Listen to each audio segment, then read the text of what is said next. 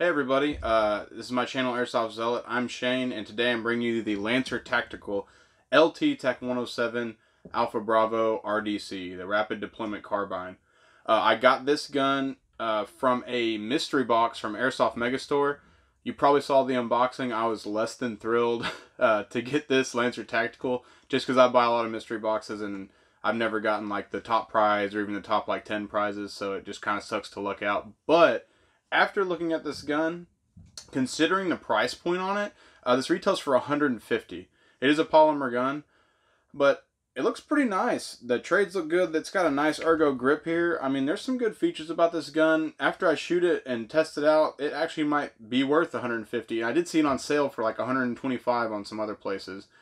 So let's start out. It weighs about 4.6 pounds, so it's nice and light. I mean, this thing is nothing. The only thing that has weight on this is the buffer tube, because it is metal, which is good, because that way you're not going to get tired when you're running around.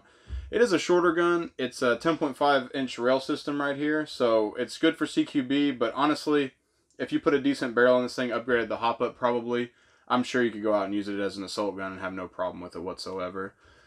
So it's got a good stock on it. It's the normal stock, but I like the, it has the fold so you can put the butterfly type battery in there, so you got plenty of battery storage. Nothing wrong with it. It's nice and smooth, real basic. It does have ambi sling mounts, metal, which is great on the left and the right side, because I'm a lefty, so I gotta have it on both sides. It's made out of nylon polymer, and nylon polymer, I mean, these aren't like your old plastic guns like they used to sell, or like a Springer plastic. Nylon polymer is ridiculously strong. They make all kinds of materials out of it. A lot of stuff I work with at work is made out of it, and it's tough. I mean, you can beat the ever-living junk out of it, and it'll just sit there and take it and keep going. So I got no problem with polymer guns. I was just a little underwhelmed whenever I got the mystery box, because I was hoping to get, the Demolition Ranch, whatever, or, something kind of crazy or something different, but that's fine. So move on to Trademark. So it actually looks like it's OEM by Lonix, and then it says Lancer Tactical 6mm on that side, and it has your cool little serial number right there. So not too bad. The really nice engraving they have on the nylon body here. It's not too bad. Something else I just saw, the magwell actually has it's actually waved for fingers, so whenever you're getting your grip on it, you put your hand right there. I mean, necessary, not really. Kind of cool looking thing on the front of the gun. I mean, they can do something with it, so that's cool. Free float. It is a key mod rail, 10.5 inches, as I said, and it does have the Picatinny on top. It's kind of like an S system type thing. The rail goes all the way back to the back of the receiver, and that's all right, because it gives you one full rail platform, so you don't have to worry about it rocking or anything like that, and it's super stable. I mean, I'm wiggling this thing, and the only wiggle I'm getting out of it is just because it is nylon polymer, and you're going to get a tiny bit of wiggle, but it's not bad at all. Flip-up sights. It's got some nice flip-up sights. I got no problems with them. They're a little bit loose, but it's airsoft. As long as you can get in the right target zone, you can usually make a hit. It says have a rotary hop-up, metal bushings, and it has a 300mm inner barrel at 6.03, so you don't really need to upgrade it as far as like it's already a tight bore technically. So you may just want to go with, I'd imagine it's brass. Don't do this. It looks like it might be a stainless steel barrel. It might be stainless steel or aluminum. I'll have to take a look at it a little bit closer once I get this flash hider off. So the mag it came with is, it said 200 rounds on the fact sheet, which is pretty high for a mid-cap. I'm thinking it's probably a 120. It might have just been a like a documentation error, because I know on the Guerrilla Airsoft Radio podcast they were talking about a 300 round mid-cap, which is ridiculous. It's not even a mid-cap at that point.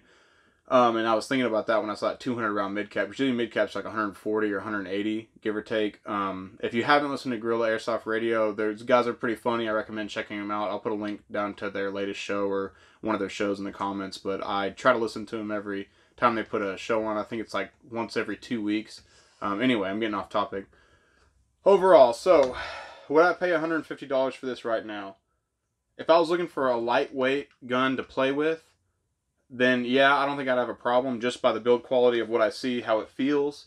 I'd say I'd pay $150 for this. I mean, look how light that thing is. Wouldn't even get tired playing with this. But we'll take it out. We'll do a chronograph on it. We'll do some shooting tests. My little, hillbilly range in the back of my yard here goes to about 75 feet. So we'll see what kind of hits we can get out there.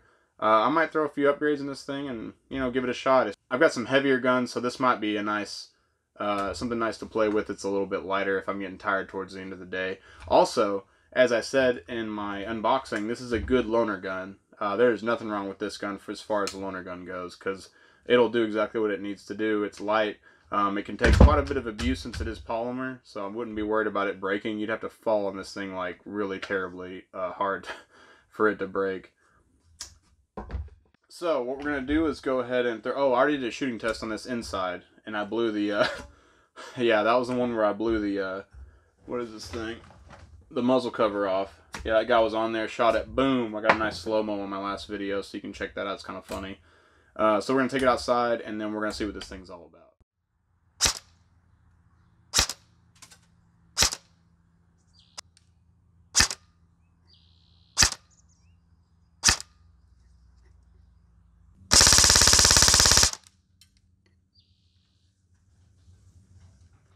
Alright, so this will give you a little bit of better look.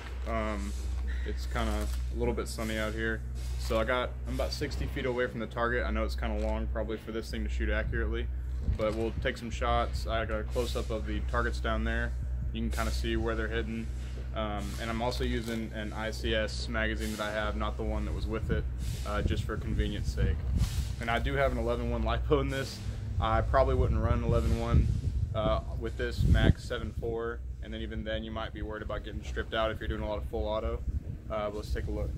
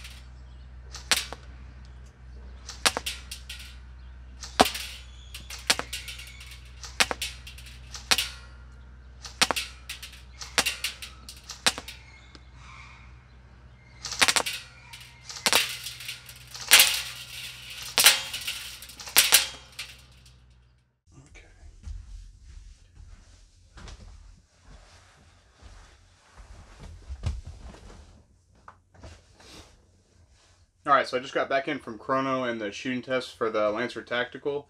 This gun, not too bad. Chrono's about as expected. I think it was like 380.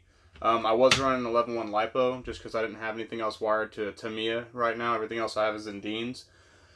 Overall, shot really well. Felt really good. It's light. It was really nice to shoot as far as it wasn't heavy at all. And obviously it's a little shorter, so you have good control. And I do want to remind you, it's 60 feet from where I was shooting to the target, not only because I suck at shooting really bad, but those targets were 3-inch bullseyes. So you're talking about 3-inch targets at 60 feet away with a, you know, what is that, 10.5 inch barrel. So it actually got some pretty decent hits. Didn't really mess with the sights too much. I messed with this a little bit. I needed to go up and down and everything, but I didn't have the tool out there with me. So it was shooting kind of not lollipopped. It was shooting like right under this. So it made it a little more difficult. So I'd say it's probably a bit more accurate than what I was giving it. Also the hop up, I don't have a very long, my range thing I got out in the backyard, my hillbilly range is only like 75 feet max. And so I can't really get the hop up perfectly tuned because there are people behind me. And so you're talking about a 3-inch target at 60 feet. Overall, it performed really well, and that's right out of the box. That's not with the hop up kind of tuned in perfect, and not with the sights tuned in perfect either. So I'd say this is definitely a good kind of assault style weapon. You could definitely use it for 150 bucks. I mean, I'd pick it up. Like I said, good loaner gun, something my kid could play with. I like it, all in all. I actually am pretty happy with the Airsoft Mystery Box. I'm pretty happy with this rifle. I really don't have any complaints. I'm probably just going to run a LiPo in it until it has some catastrophic failure and then go in, maybe do some internal upgrades. Nothing crazy, just reinforce a few things.